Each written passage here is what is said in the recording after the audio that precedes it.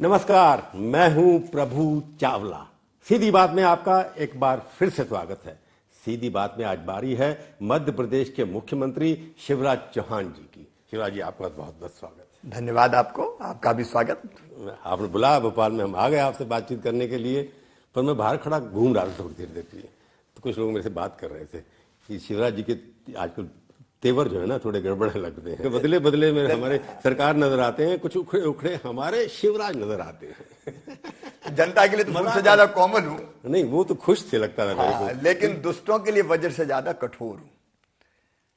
ये बात सही है कि कुछ लोग ऐसे होते हैं जो जनता की जिंदगी से खेलते हैं, जो भावी पीढ़ियों का भविष्य चौपट और बर्बाद करते हैं, जो चिटफंड जैसी चीजों के नाम पर भोली भाली जनता को लूटते हैं, जो मासूम बेटियों की जिंदगी से खेलते हैं।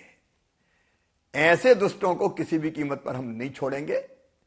भगवान राम ने के बारे में भी तुलसीदास जी ने कहा, जब समुद्र के किनारे बैठे थे, विनय न मानत जलधि गजड़, गए 3 दिन बीत, बोले राम सकोप तब, भय बिन होए न प्रीत। तो जो लोग नहीं मानते, सही बात है, उनको ठीक कर रहा हूं, और ऐसे सैकड़ों लोग हैं जिनको की बात की मैं इसलिए कह रहा हूं क्योंकि जब मुख्यमंत्री प्रदेश का, क्योंकि आप लोग तो कानून के मालिक बनाने वाले लोग हैं, जो आप जैसे शिवराज जी मॉडरेट किस्म के आदमी, मीठा बोलने वाले मामा जी हमारे, वो सडनली कहे कि मैं 10 फुट नीचे गाड़ दूंगा, तो लगता है कहीं ना कहीं या तो कहीं परेशानी है, या आपने कोई तय कर लिया कि मैंने इस बार अपना वो जो शिव का रूप है, शिव जी का रूप है, वो दिखाना है। अब आप ये बताइए कि कोई बेटियों की जिंदगी से खेले तो क्या उसको ठीक ना कर दूं मैं? कोई अपने रसूख और मसल पावर का उपयोग करके आम जनता को दबाए, भूमाफिया बन जाए, कब्जे कर ले, लोगों को लूटे, तो क्या उसे ना गाड़ दूं मैं? कोई मिलावटखोर जहर बेचे जनता की जरूरत के सामान में, तो उसकी फैक्ट्रियां ना तोड़ दूं मैं? जितने भी इस तरह के लोग हैं, गुंडे, बदमाश, स्मगलर, ड्रग माफिया, शराब mafia, chit fund company, chit fund mafia, बेटियों की जिंदगी को तबाह करने वाले, कई बेटियां गायब। मुख्यमंत्री, आप ये मानते हैं कि कानून जो हमारे हैं वो फेल हो गए इन लोगों को हैंडल करने में? जिस तरह की भाषा आपको बोलनी पड़ी है डराने के लिए उनको, कानून हमारे केवल बोला नहीं, हमने तो कार्रवाइयां की है। लगभग 8,000 करोड़ की जमीनें मैं मुक्त करा चुका हूं इन माफियाओं से, क्योंकि ये केवल दंड की भाषा जानते हैं। जो कर रहे हैं कानून के दायरे में कर रहे हैं, लेकिन जो करते हैं वो इतनी दृढ़ता और ताकत के साथ करते हैं, और ये कह के कर रहे हैं। मैं साफ कहता हूं कि मध्य प्रदेश में ये दुष्टता और बदमाशी नहीं चलने दूंगा, तबाह कर देंगे हम, जो जनता की जिंदगी से खेलेंगे। तो मतलब गोली का जवाब गोली से देंगे आप? देखिए, पहले भी आप देखिए, जब मैं पहली बार मुख्यमंत्री बना तो चंबल के बीड़ों में कितने डाकुओं का नाम हुआ करता था, फिल्में बनती थी। हमने तय किया कि चंबल के बीड़ में डाकू नहीं रहेंगे। आज डाकू नहीं है वहां, उस समय हमने समाप्त कर दिए थे। हमने नक्सलवाद को फैलने नहीं दिया और सिमी के नेटवर्क को ध्वस्त कर दिया था। कई बार ये रुख अख्तियार करना पड़ता है दुष्टों की दुष्टता समाप्त करने के लिए, और मैं फिर कह रहा हूं कि या तो मध्य प्रदेश छोड़ दे या तबाह कर दूंगा। तो आपका मतलब लगता है कि वाणी से ज्यादा प्रयोग करके आप काम से वाणी का प्रयोग नहीं, वाणी का प्रयोग करने का मतलब कई बार हो जाता है ना कि इसके पीछे आप कहीं घबराहट है या कहीं कुछ और है। वाणी से आपको लगता है असर होता है इसका? वाणी से नहीं, एक्शन दिख रहा है। कहीं बुलडोजर चल रहे हैं, कहीं मकान टूट रहे हैं, कहीं गलत होटल टूट रहे हैं, कहीं जेलों में जा रहे हैं, चारों तरफ कार्रवाइयां हो रही है।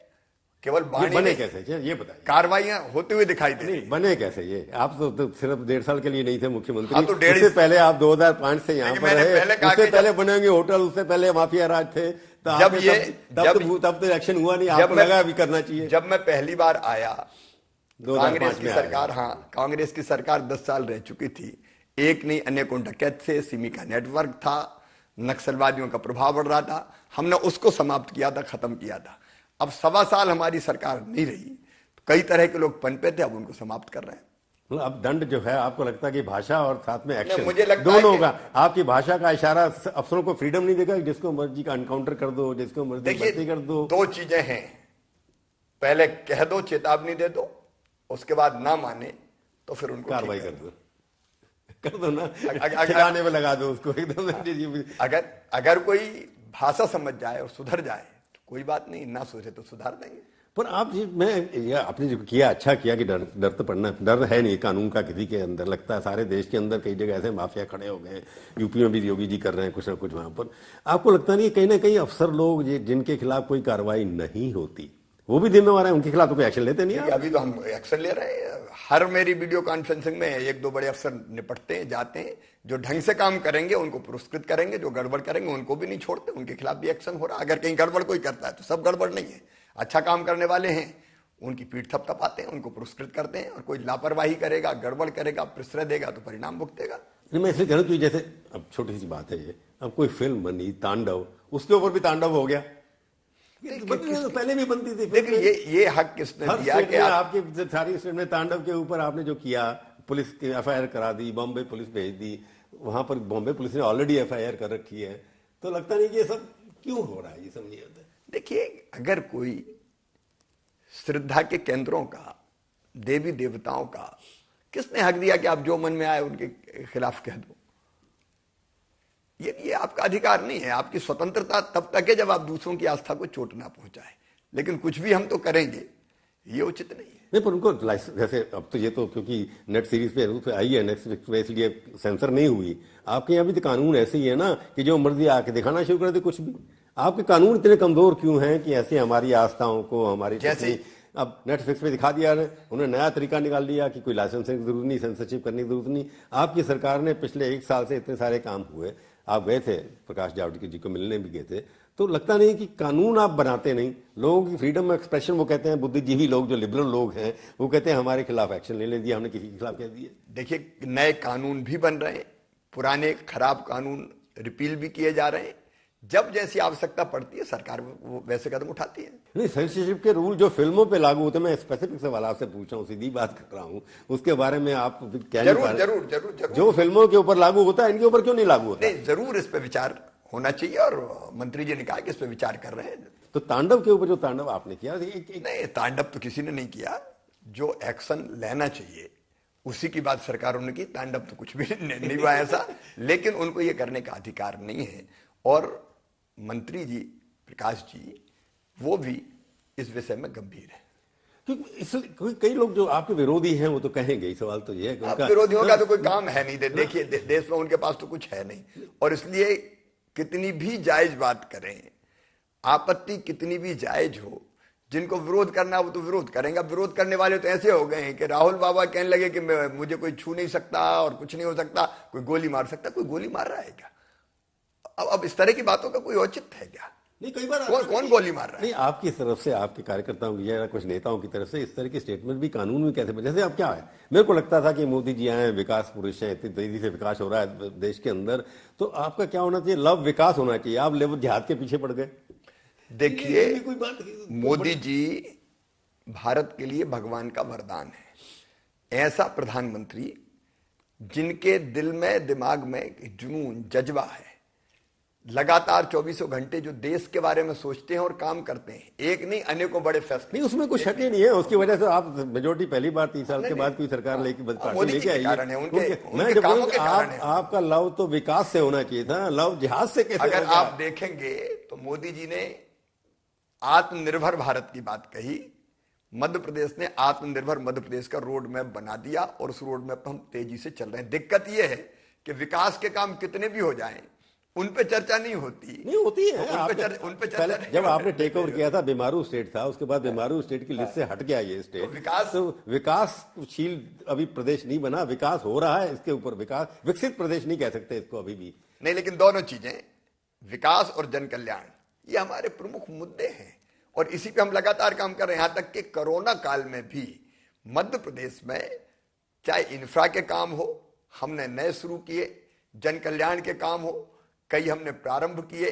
आर्थिक रूप से दिक्कतें थी, आप जानते हैं, लेकिन उसके बाद भी हमने विकास को नहीं रुकने दिया। मोदी जी की प्रेरणा से, उनके मार्गदर्शन से लगातार उस दिशा में तो हम काम कर ही रहे हैं। मैंने सवाल तो आपसे पूछा था, लव जिहाद के ऊपर कानून आपने बना दिया 6-7 से, जरूर क्या थी? और कानून नहीं है क्या? धर्म स्वातंत्र अधिनियम 2020 है, उसमें इस बात का प्रावधान है कि लोभ, लालच, भय, प्रलोभन, बहका या फुसला के अगर कोई किसी को ले जाता है, धर्मांतरित करता है, तो वो गलत है। तो गलत है तो उसके खिलाफ कोई कानून नहीं बनना चाहिए। वो तो दूसरे कानून में सीआरपीसी में ऐसा प्रोविजन है अभी तक। बेटियों का बताता हूं आपको, लगभग जब हमने पूरी समीक्षा की तो सैकड़ों बेटियां, उनका पता नहीं चला, हम ढूंढ के लेके आ रहे हैं, अभियान हमने चलाया हुआ है। एक बेटी हमने नूरगंज के पास नेपाल के बॉर्डर से लेके आए, एक बेटी हम हैदराबाद के पास सिकंदराबाद से लेके हमारी पुलिस लेके आई।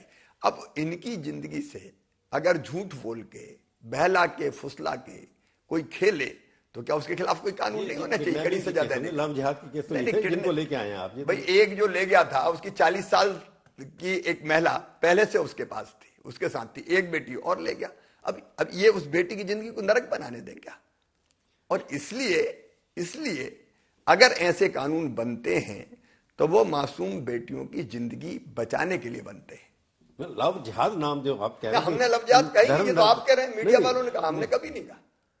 हमने कभी लव जिहाद कहा ही नहीं। धर्म स्वातंत्र अधिनियम 2020 ये नाम है। जो अपनी मर्जी से लड़की अगर शादी करती है, लड़का करता नहीं, है, मर्जी में तो कोई सवाल ही नहीं, लेकिन नाम बदल के कुछ कर रहे हैं। कोर्ट्स के अंदर ऑर्डर भी आ रहे हैं कि इस तरह से आप नहीं किसी को कर सकते, जा करके देखा होगा आपने, कई कोर्ट्स के बारे में पढ़ा है। इसको लगता नहीं कि कई बार इसको किसी और तरीके से रखा जा सकता था? आपकी नीयत अच्छी है, आप जो करने जाते दिखाई दे रहा है, परंतु कई बार इसको कम्युनल कलर देना, नहीं, आप ये कर रहे हैं कि आप पोलराइजेशन करना चाहते हैं। धर्म स्वातंत्र अधिनियम है तो सबके लिए है, एक के लिए नहीं है। किसी एक उपासना पद्धति धर्म के लिए नहीं है।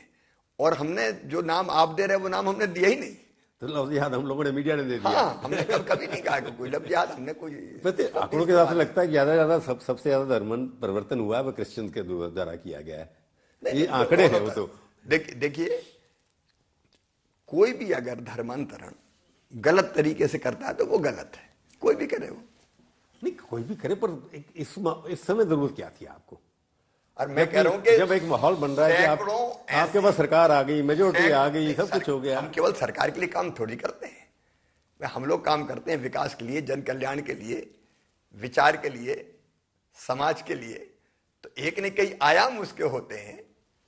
आपने कोरोना की बात की। कोरोना के अंदर आप पहले मुख्यमंत्री थे जिसको कोरोना पकड़ लिया थोड़ी देर के लिए, आप निकल के बड़ी तेजी से आ गए उसके अंदर। ये दिक्कत, उसके बाद बाकी मुख्यमंत्री भी आए, मंत्री भी आए। आपको लगता नहीं कि कोरोना वैक्सीन, हम भारतवर्ष के अंदर पहला देश है जिसके अंदर 2-2 वैक्सीन, 3-3, 5-5 वैक्सीन बन रही हैं, भारत की क्षमता दिखाती है ये। तो आपको लगता नहीं था कि आप नेताओं को एक लीड लेकर के जनता में एक विश्वास बनाना चाहिए था? खुद टीका लगवाते पहले, नहीं तो 60% लोग लगवा रहे हैं, टीके खराब हो रहे हैं। आपको लगता नहीं कि इसमें शक पैदा होता लोगों को, जबकि अच्छी वैक्सीन है? एक प्रोटोकॉल तय हुआ, उसमें प्राथमिकताएं तय की गई। पहली बात तो मैं ये कह दूं कि वैक्सीन पूरी तरह से सुरक्षित है। कोई ऐसा व्यक्ति नहीं हो सकता जो सुरक्षित ना हो और कह दे कि तुम लगवा लो, तुम लगवा लो, तुम लगवा लो। हमारे वैज्ञानिकों ने हर कसौटी पर जांचा, परखा और जब ठीक पाया तभी अनुमति दी। अब एक मिनट, एक तरीका ये हो सकता था कि हम लोग सबसे पहले लगवा के बैठ जाएंगे, बाकी भाड़ में जाएं। ये बात आपकी ठीक है, ये भी शक हो सकता था लोगों को। पर मैं सवाल जो आपसे पूछना चाहता हूँ ये है कि कोरोना के दौरान आपके यहाँ लेबर काफी चली गई, आपने पता नहीं उसके यहाँ से निकल, कोई महाराष्ट्र से, मध्य प्रदेश से निकल के बिहार की तरफ चला गया, तो आपने कुछ उसके लिए कुछ उस वक्त नहीं किया? अब तो कुछ कर रहे होंगे। नहीं, मैं पहले बताऊं कि ये मध्य प्रदेश है, मुझे कहते हुए गर्व है। प्रधानमंत्री जी के नेतृत्व में हम लोग काम करते हैं। मध्य प्रदेश की धरती पर जो मजदूर आए वो केवल मध्य प्रदेश के नहीं थे, दक्षिण से जितने मजदूर आते थे, इवन महाराष्ट्र से, गुजरात से, केरल से, तमिलनाडु से, आंध्र से, कर्नाटक से, तेलंगाना से, वो वाया मध्य प्रदेश ही उत्तर प्रदेश, बिहार, उड़ीसा, छत्तीसगढ़, इन राज्यों में जाते थे। हमने मध्य प्रदेश में उनका भोजन, चाय, नाश्ता पैदल ना चले, पहले शुरू में आए तब अफरा तफरी हुई, बसों की व्यवस्था की, दवाइयों की व्यवस्था की, पाँव में अगर जूते चप्पल नहीं थे तो वो पहनाए और सम्मान से बॉर्डर तक छोड़ के गए थे। कुछ लोग वापस आए कि नहीं? कुछ लेबर गई भी होगी यहाँ से छोड़ के, जो बाहर से आई होगी। नहीं, मध्य प्रदेश से बहुत कम लोग गए, मध्य प्रदेश छोड़ के, क्योंकि मध्य प्रदेश में ऐसी अफरा तफरी का माहौल था ही नहीं। लेकिन जो लोग यहाँ से गुजर के भी गए, जो मध्य प्रदेश में आए, उनकी व्यवस्था भी की। देखिए, मध्य प्रदेश ऐसा राज्य था जिसने रोजगार सेतु पोर्टल बनाया। हमारी चिंता थी कि आने वाले जो मजदूर है उनके रुकने की व्यवस्था, उनकी भोजन चाय नाश्ते की व्यवस्था और बाद में फिर उनके काम की व्यवस्था। किसानों के बारे में चर्चा आपने देखी है, आपके यहाँ किसान सबसे ज्यादा हैं, काफी एग्रीकल्चर में काफी आगे हैं आप। आपको लगता नहीं किसानों के साथ सारे देश के इंप्रेशन गया है कि जल्दी में कानून पास किए, उनको जो कुछ मिलना चाहिए डर है, उनका संशय नहीं हटाया गया, कोई इतना बड़ा आंदोलन खड़ा हो गया? देखिए, पहली बात तो मैं ये कह दूं कि किसानों का अगर छोटा समूह भी किसी बात को कह रहा है तो भारत सरकार कितनी गंभीरता से सुन रही है, आपने देखा। लगातार वार्ताओं के दौर, हाँ, लगातार दौर जारी है। और कृषि मंत्री ने ये पहले भी कर सकते, परसों भी और कल भी अपनी बात कही है। देखिए, मैं ये कह रहा हूं कि भारत सरकार तो ये कानून पहले लेके आई, बाद में लेके आई। मध्य प्रदेश में तो हमने पहले ही लागू कर दिया था, क्योंकि ये कानून सचमुच में किसानों के हित में है। मैं अभी बहस में नहीं पड़ना चाहता, क्योंकि एक भी किसान अगर उसके मन में कोई बात है तो उसको कहने का हक और अधिकार है, चाहे वो सिंधु बॉर्डर पर बैठे हमारे किसान भाई और बहन हो। केंद्र सरकार का ये संकल्प है, प्रधानमंत्री जी भी और हमारी सरकार भी, केंद्र सरकार भी यही कर रही है कि चर्चा करके उनकी आशंका दूर करेंगे। आपने आत्मनिर्भर की बात की, बीच में प्रधानमंत्री का खास नारा है, क्योंकि आपने इन्वेस्टमेंट की कोशिश की, पहले काफी इन्वेस्टमेंट मीट की। आपको लगता नहीं कि जो वायदे करके जाते हैं बड़े बड़े उद्योगपति, उसका 20% 15, मेरे पास आंकड़े हैं, आपके पास भी होंगे, आप भी खुश नहीं होंगे उन आंकड़ों से? देखिए, जो वायदा करते हैं, इन्वेस्टमेंट आपने सीआईए को 15 करोड़ 20 करोड़ दीजिए, चलो करिए तमाशा, आप हो जाता है, लोग आ जाते हैं। जितने लोग आपके आए थे सीआईए की मीटिंग में, मैं भी आया था उसमें, उसके बाद शायद आपसे कभी मिले उन। मैं आपको ये बताऊं, ये बात सही है, कन्वर्शन रेट बहुत कम है। हम जानते हैं कि 100% तो आ नहीं सकता, लेकिन उन्हीं इन्वेस्टर मीट का परिणाम है कि टीसीएस यहां आ गई, इन्फोसिस यहां आ गई। आप अगर देखेंगे एजुकेशनल इंस्टीट्यूशनल अगर देखेंगे तो जितने देश के प्रमुख है वो यहां आ गए। टेक्सटाइल फैक्ट्रियां हमारे यहां बड़ी संख्या में आ गई। कितनी इन्वेस्टमेंट की थी मीट? हमने इन्वेस्टर मीट की थी, नहीं, चार की थी। हमने चार का मैंने आंकड़ा देखा, लगभग 1.5 लाख 2 लाख करोड़ बनता है जो कमिटमेंट की थी। हाँ, उसमें से 20,000 25,000 करोड़ मुश्किल से आया। नहीं, 30,000 35,000 40,000 इसके आसपास आए और लगातार आ रहे हैं। स्टेटमेंट दी कि 1.5 साल के अंदर कमलनाथ जी ने बर्बाद कर दिया इस प्रदेश को। पर आपने जो, मैं देख रहा हूँ फिगर, जो आपने, उन्होंने जो योजनाएं शुरू की थी 100 यूनिट की 100 रुपए, तो सब उनकी योजनाएं, कर्ज माफी उन्होंने की थी। आपने तो अभी कोई कर्ज माफी शुरू नहीं किया। उन्होंने कहा कि कर्ज माफी सारा काम किया उन्होंने। इतना बड़ा धोखा किसानों को कभी नहीं दिया जितना बड़ा धोखा कमलनाथ जी की छोड़िए राहुल गांधी जी ने दिया। यहाँ तालियां बजा बजा के गिन गिन के उंगली कहते थे 10 दिन में सबका कर्जा माफ, 1 2 3 4 5 6 7 8 9 10, और नहीं तो 11वें दिन मुख्यमंत्री हटा दूंगा।